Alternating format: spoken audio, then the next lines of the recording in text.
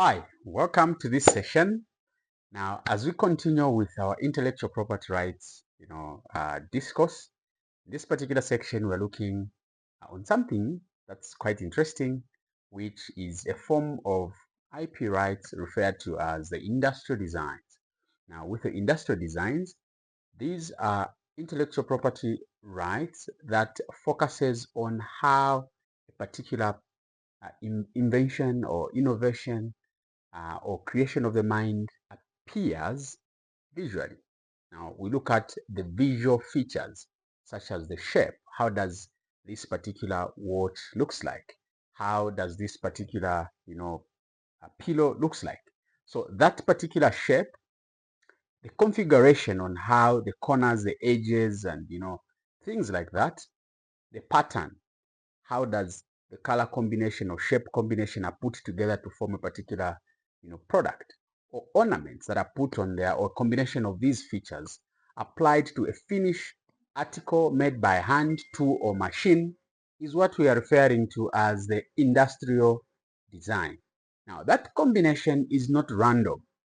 Companies, businesses, innovators, inventors choose different patterns and combination that clearly distinguishes their design or their creation from others. And that could be protected. That's what we're discussing in this particular program.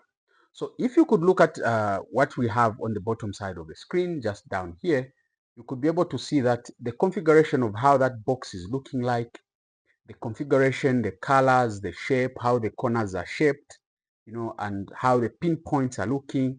All that is unique to this particular product we designed. Now, this is called water handler product that we designed. So in that particular unique configuration in which it is made, qualifies to protect it as an industrial design so that other people might make other product within the same, space of product family shouldn't look exactly the same like this, because that would amount to copying, but there should be that variation in terms of how they could come up with that particular device.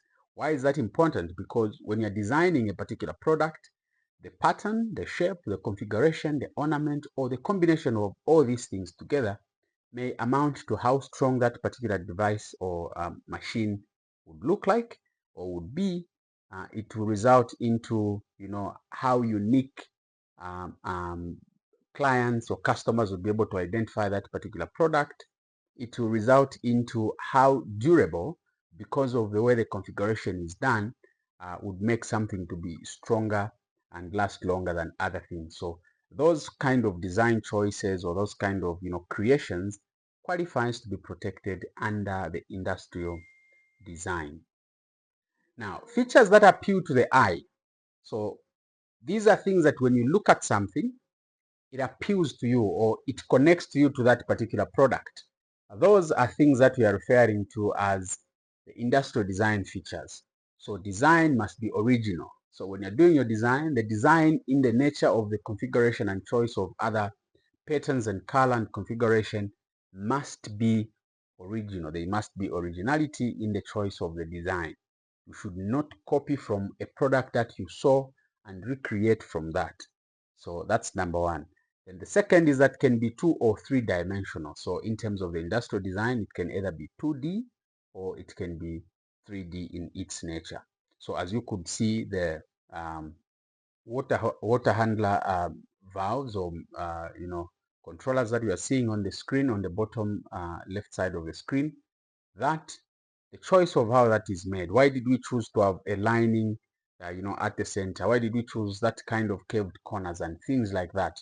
Why was a ball on the bottom and not on top? All those kind of choices which were made in that particular sense could qualify to be classified under something that you might refer to as industrial designs.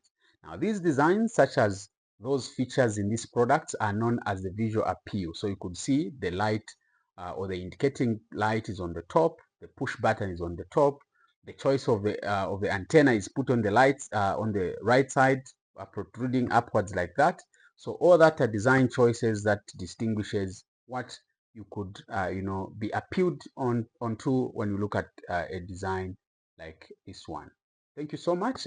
In the next lesson, we'll look at intellectual property, that is referred to as integrated circuit topologies or ICT.